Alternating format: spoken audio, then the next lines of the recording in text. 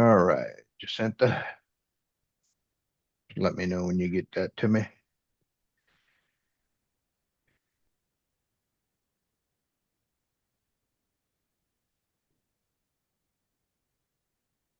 You should have it, Alan.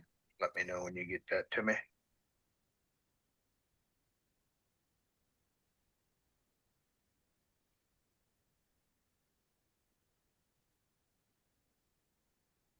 So we have someone from the public. Her name is Rebecca Vance. She did a public comment requesting the Zoom link. So once the meeting starts, I'll let her in.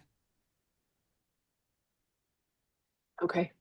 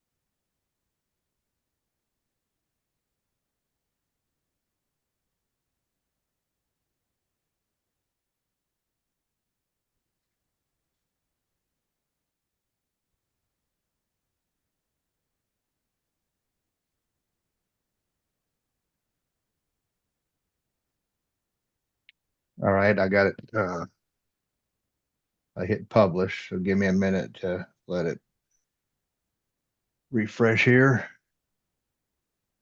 and I'll let y'all know when it's good to go.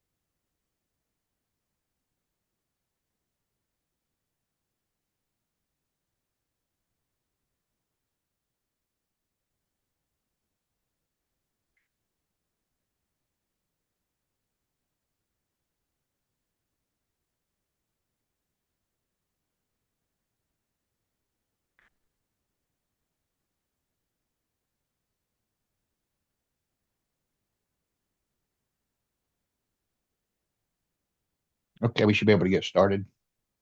All right. Let's see, it's 10:11.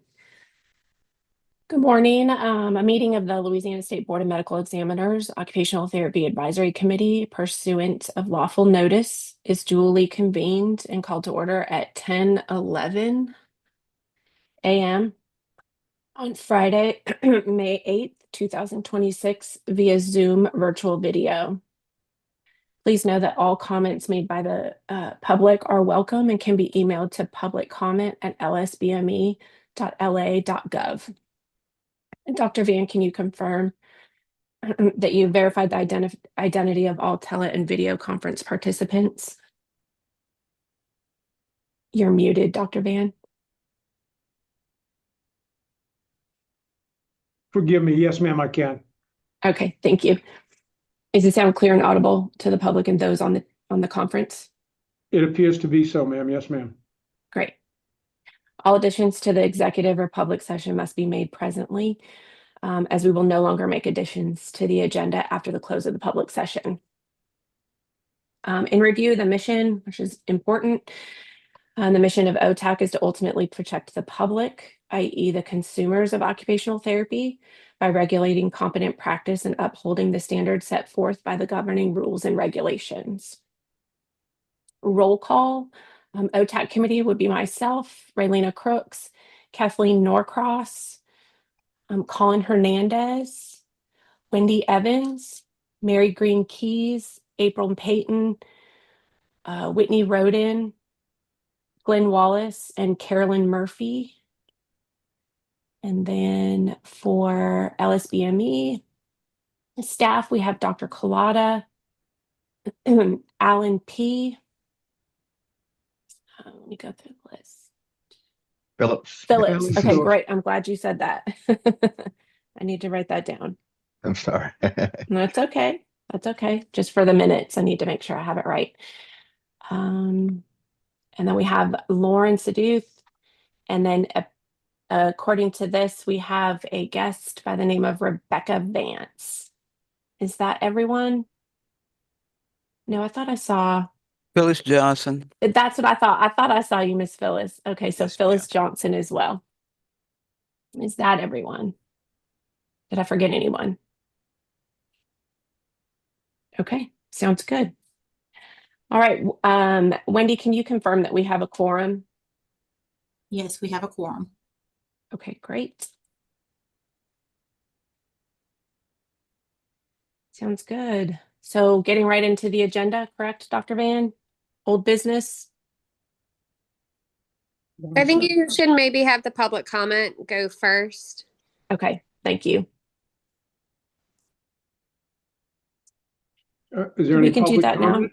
Miss Rebecca? Hi, I was sorry. I was trying to make my video available. There we go. Okay. Hi. Thanks for having me. I had some scope of practice questions. Yes, He's ma'am. on and unmuted. Pardon? What was that? Oh, I thought I heard someone say something. Okay. That's okay. Go ahead. Do I have a time limit for questions? No, but again, scope of practice questions that may require a legal opinion are not something that we can give you. Okay. Well, I'm not asking for anything like that. All right. Okay. I will try to prioritize my questions. Is an OT ethically required to report other providers to the medical board if they have a client who describes enduring egregious abuse while under the care of a former provider, such that that client requires additional care to treat PTSD-like symptoms? Ms. Lauren, you want to handle that? Yeah, unfortunately, I don't think this is something that's appropriate for a public comment. A public comment isn't necessarily an opportunity to ask questions like this. We, as the board and as the committee, unfortunately, we're not able to give you legal advice as far as. Oh, no, that's not legal advice. That's a question about ethics of occupational therapists.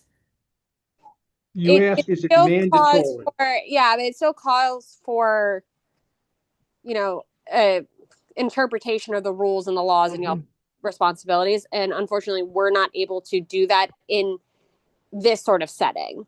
But if there's a specific issue that you want to talk about, like in which someone may not have done that, or you want to submit a complaint to the board. Oh, I've submitted complaints, and so have some other people.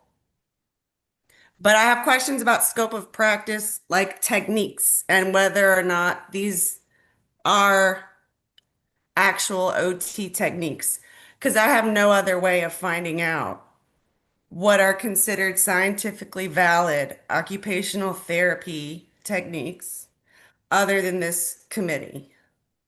We do not give value judgments on the scientific validity of treatments. We use what is the standard of care in the nation. So if there's an issue, we would go to experts in the field of occupational therapy to determine if what you did was within the scope and appropriate for an OT to perform. But we do Okay, not give these in I'm advance. We do not dust the trail in advance. okay.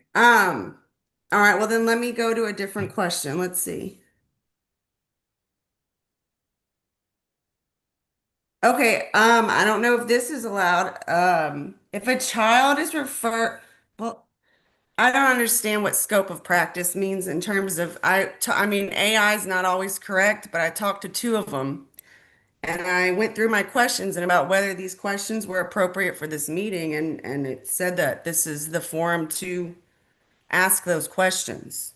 You talked to two of who? Oh, AI. So for public comment at a public meeting like this, it's not exactly a question and answer. It's for you to give a comment related to something that we Okay, have on well, the agenda. I'd like to give my comment then. Sure. I watched the previous meeting in which Dr. Collada said that investigations can take up to 2 years.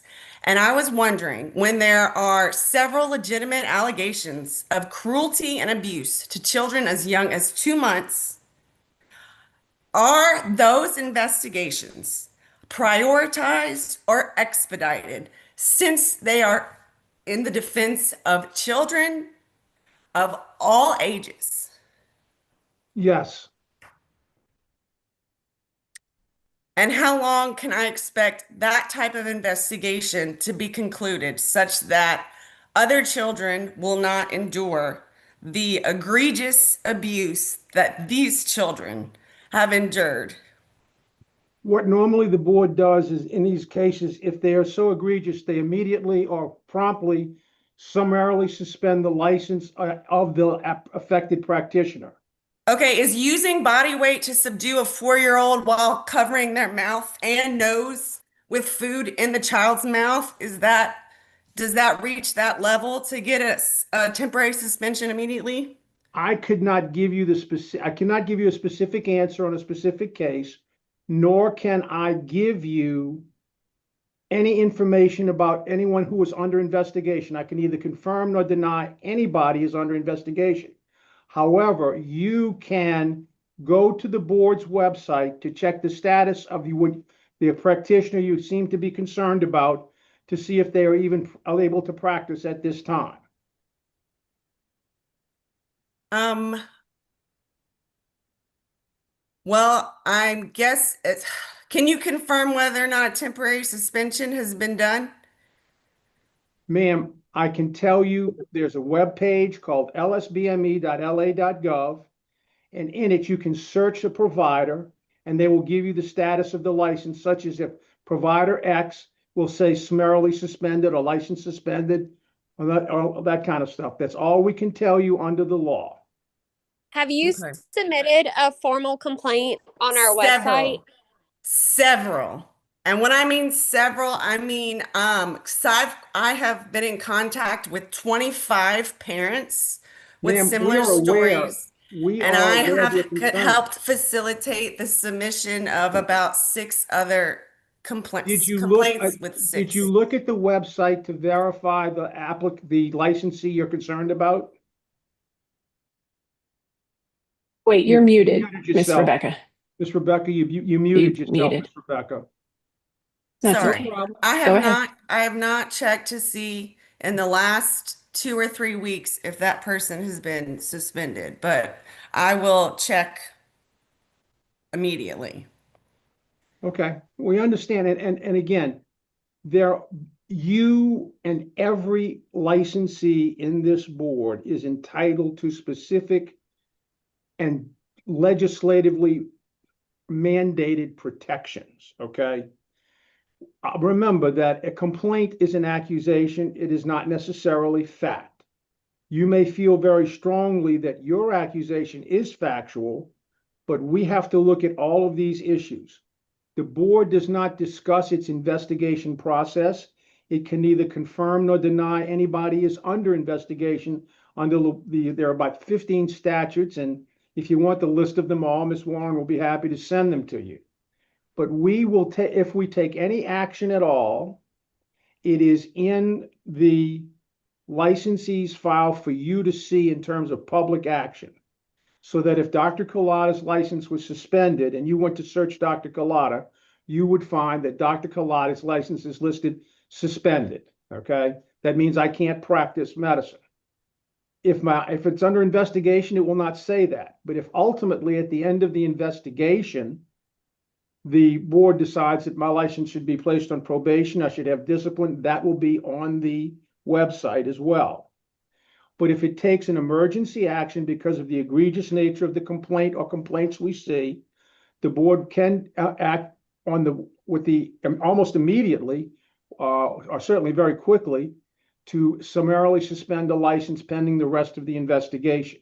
So I can't comment on the specific case you might be referring to, but you seem to know who you're looking for. Let's not discuss it in the public session, but you check the website and see if that practitioner, and then feel free to email me directly to let me know if that's not the case. Okay, thank you. And how can I what is this a how do I phrase this? I'll just ask it, and if it's not able, then fine. What can civilians do to help? Is there, like I asked earlier about if cases regarding children are prioritized or expedited? If that is there a legislative action that can happen to make sure that cases like this in the future will also be taken a little more seriously sooner? Does, does that make sense? First of all, have you checked to see if we've taken action at all? I've been on the phone with Well, we don't give that kind of information on the phone. We put it on the website for public record. okay, would but I'm prefer not- asking, wait, stop. I'm talking about like in the future, not related to my case whatsoever. Again, anytime the board feels that the series of complaints are serious enough that they need to intervene to protect the public, they use the tool of summary suspension.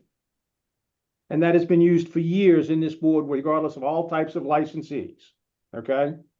So that's what we do to immediately protect the public when we get enough information to require that. Remember that, again, we have to at least develop some information to be sure that these complaints have some merit. Sometimes these complaints come from hospitals. Sometimes these complaints come from patients, families, outside people. We receive complaints from anyone, but unfortunately, the legislature took our ability to go and look for problems away from us. We must now only respond to complaints. So I can tell you that we have responded to many complaints, and we have taken summary suspensions against practitioners. I can't speak to the specific case you are concerned about. Right. You can look up that data. If you want to go offline for a few minutes, look Sure. up that Yes. data on our website and then come back and talk to us. We're happy to let you do that. But again, I don't know.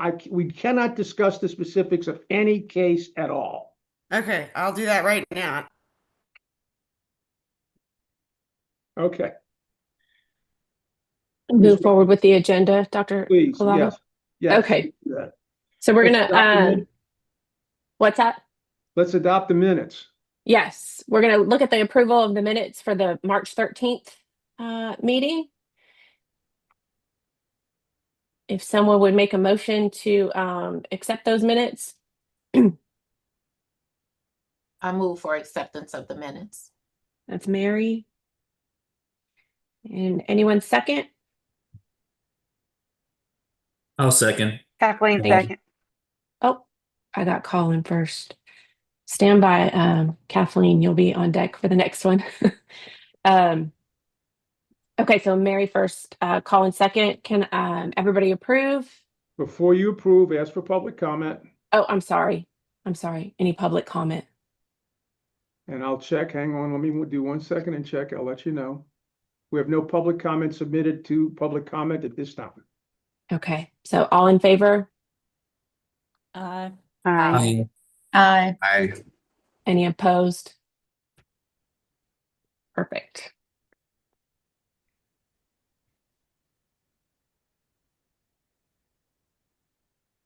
Okay, the next agenda item is this ethics course. I would love to finally address this so that we could wash this away off the agenda. The last we heard in the last meeting was that Dr. Allen was going to create a letter and send it out to OT practitioners. Do we know if that's taken place or? And the only reason why I ask is because I know I'm fielding questions about it within my workplace, and I'm not sure how The to. course, the current OT rules will suffice for ethics. We have an OT rules course. And Correct. that will suffice for ethics. And I thought she sent the email out, but I'll have to talk to her and verify it. And if she didn't, we'll send it out today. But the Okay. current rules course, online law and rules course for OTs will suffice for the ethics. Perfect. Perfect. Madam Chairman, Yes. Ms. Vance has returned. She might want to Yes. finish her public comment. Okay, go ahead. Hi. I checked, it just says active still. All right, well then will you communicate with me offline so I can address that concern? Yes, and thank you all for letting me be here. Thank you, ma'am. And please, You're do you have welcome. my email address, Miss Rebecca? Is it If you probably go, it's on the website. Okay. It's on the website, you go contact us. My name Okay. pops up at the top on the left. Okay, thank you so much. Yes, ma'am. Okay, bye. Bye-bye. Okay, so we're good with the ethics course. Any public comment on that? None so far. Okay, great. Moving on to agenda item number 3. Any updates, Dr. Van, from you? Rules and regs, I don't expect anything on Yes. that, but compact. Yes, unfortunately, because of the legislative activity, I could not attend the compact meeting itself. But the Rules Committee met and I was able to be at the Rules Committee and they're continuing to refine the rules. We continue to have some concern about the rules about the criminal background checks, as we told you.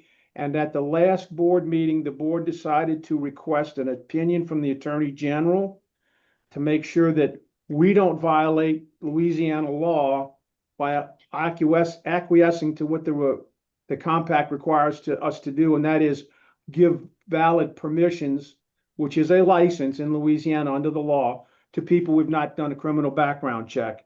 And we are prohibited by the compact from doing it if the state in which the licensee, a home state of the licensee, does not do criminal background checks. They use the term legally impossible problem. And so we offered and tried to get the rules amended to say if the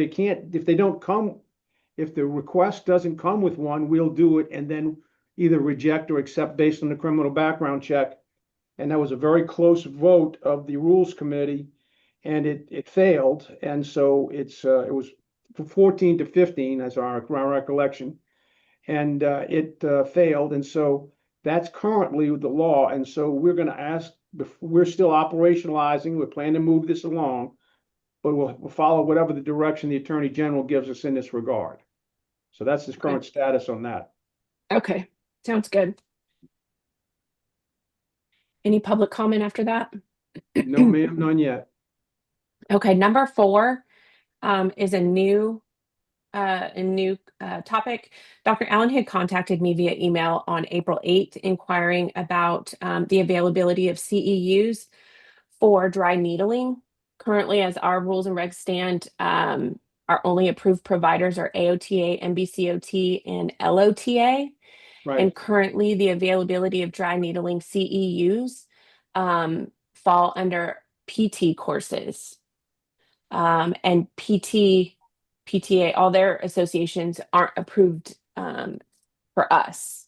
So the question was, what do we do with that? It's very similar to our ethics situation as far as availability. All right, well, if the AOTA does not have it, can we understand why the AOTA, who might believe it is an effective modality to use, does not have an approved course? Do you want me to reach out to AOTA and find that out? Yeah, you and I reach out together. Maybe we can set up, if you do me a favor, work with Jacinta you and I Mhm. could maybe get on a Zoom with AOTA and talk about this, because I do think it's important. We have been told in the past that there were AOTA courses that would do this. To hear that it's none is a bit of a disappointment to me, and we want to fix it. Okay. Can we have Dr. Allen on that call too? Because I might be. Yeah, Jacinta, There set was it up another with Dr. part. Allen on call as well. Okay, sounds good. Okay. Dr. Allen. Okay, perfect.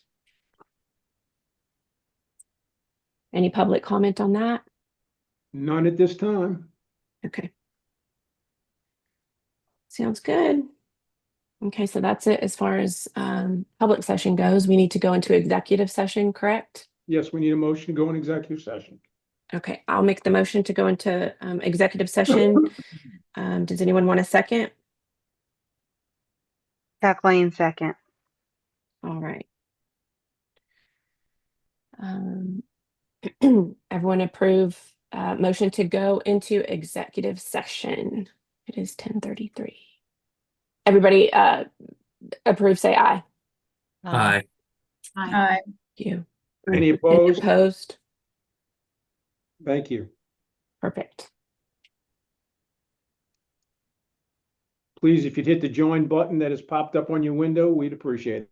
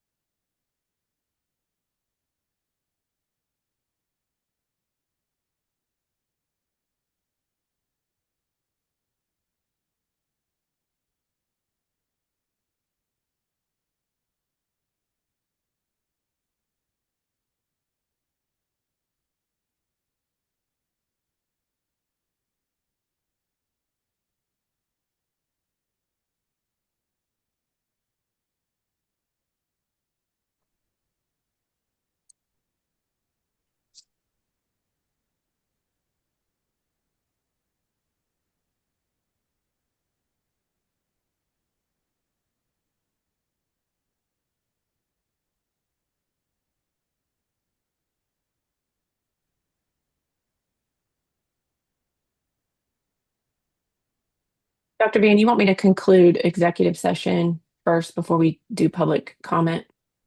No, you can do a public comment before you take any votes. So you might want to let's do public comment right now. Let's find public comment now. Yep, and right now I have no public comment that has appeared on the email address of publiccomment@lsbme.la.gov. Okay. Perfect. Okay.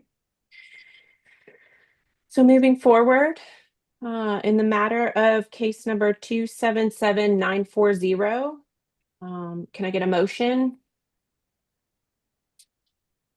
I motion. April? April. Miss April, what is your motion? To agree. To recommend approval to get license if she works Recommend approval to physically get in the license. state of Louisiana. Yes. Okay. Can I get a second? I'll second. Colin. All in favor?